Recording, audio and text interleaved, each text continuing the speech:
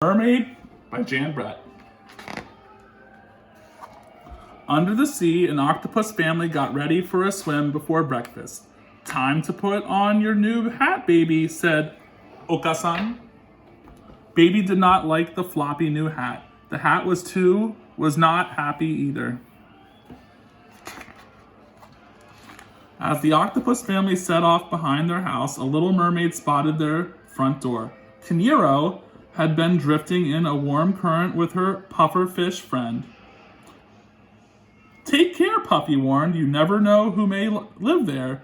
But I'm so curious, she said. Kinero sashayed toward the seashell house. There's the octopus. Inside, breakfast was then set. There was a great big shell, a middle-sized shell, and a little shell. Kinero took a bite from the great big shell. Too crunchy, she said. The little mermaid tried the tender bites in the middle-sized shell. Too slimy, she said. Puffy could guess what was coming next. Kinero sidled up the little shell. In a minute, the tempting tidbit had disappeared. Just right, she said. All gone, said Puffy, as he wondered whose breakfast it really was. Kinero floated around the seashell house and saw 3 chairs. There was a big chair, a middle-sized chair, and a little chair.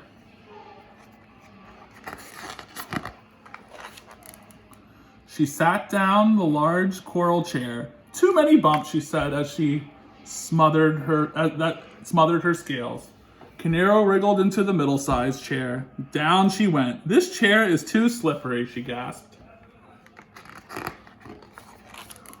The little chair was the prettiest of all, and Kinero sat on it. Just right, she said, and she gave her fins a flippery flip. All that wiggling broke the chair to bits. Who's coming back?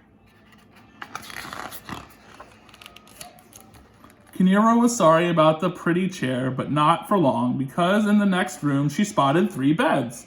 She and Puffy had been swimming for hours and were ready for a nap. She swam over and settled in. What sweet dreams we'll have, she told her friend. But someone had been eating in the bed, and there were crushed, smashed shells and crab claws all around. This bed has too much of a mess, she said. She flopped down to the middle-sized bed. This bed is too squishy, she complained.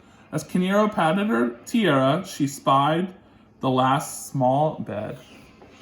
It rocked like a cradle in the tide. She set her head down on a pillow star and fell sound asleep.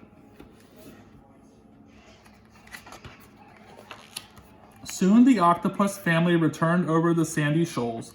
Right away, Atosan saw his breakfast shell overturned. Someone has been crunching on my crustaceans, he said, turning pink.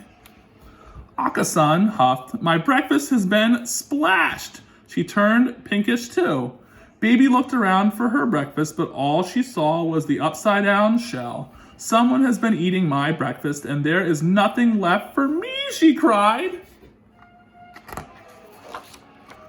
Atu-san saw that the coral chair looked different. Someone has been sitting in my chair, he announced, and was now even redder. Akasan went from pink to red when she saw her chair. Who has been squishing my chair and scattering my teacups, she asked. Baby saw her beautiful chair all in pieces. The hermit crabs were taking it.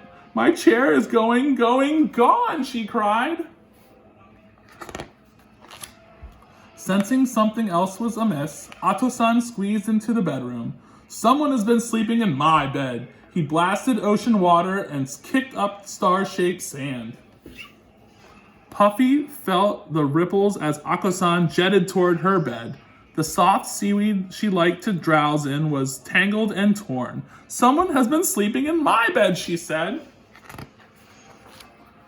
Baby octopus peeked inside her tiny bed and saw a beautiful mermaid. Someone has been sleeping in my bed, and here she is. The little mermaid opened her eyes. The adorable baby's eyes were soft and sweet. Her skin was shell pink. Her graceful arms danced. but she was wearing the oddest hat the Little Mermaid had ever seen. Kinero, who didn't like to see anyone unhappy, gasped, "That will not do." She thought about her tiara and had an idea. Just then, all three octopus reached for Kinero with their 24 arms. Puffy was ready. He puffed with all his might. Puffa, puffa, pokey poke, stickety stick. His sharp prickles did not let the octopus near the mermaid. Kinero had just enough time to leave her gift before she darted away. What's she gonna leave behind?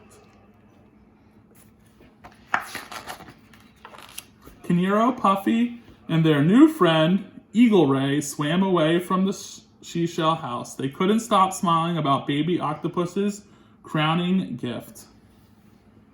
There's that, Mom.